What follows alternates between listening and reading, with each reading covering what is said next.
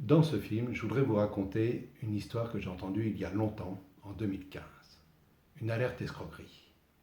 Grâce ou à cause du système français, encore une fois dépassé et faillible.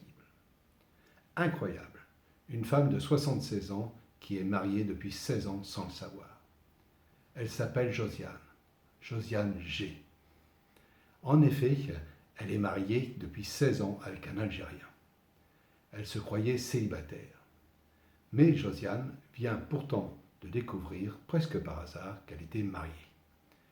Une situation incompréhensible pour cette modeste ouvrière retraitée qui n'a jamais eu d'enfant et qui habite seule dans un studio dans une résidence pour personnes âgées dans le 15e à Paris.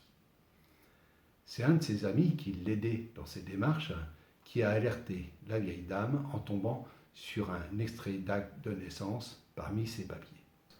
En marge du papier administratif, il était bien indiqué la naissance de Josiane G en juin 1939 à Cambrai dans le Nord, avec une mention manuscrite, mariée à Rueil-Malmaison dans les Hauts-de-Seine le 18 août 1999 avec un certain monsieur Lawari.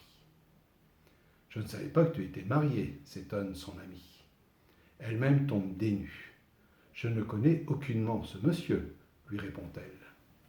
En se déplaçant à la mairie de Rueil-Malmaison, l'état civil lui confirme, document à l'appui, qu'un mariage a bien été célébré en 1999 entre Josiane G, née à Cambrai dans le Nord en 1939, et un monsieur Lawari sans profession, né à Oran en Algérie 14 ans plus tard en 1953.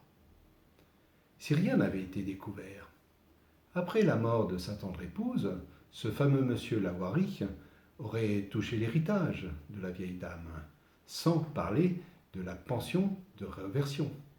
De plus, monsieur Lawari a dû avoir la nationalité française grâce à ce mariage.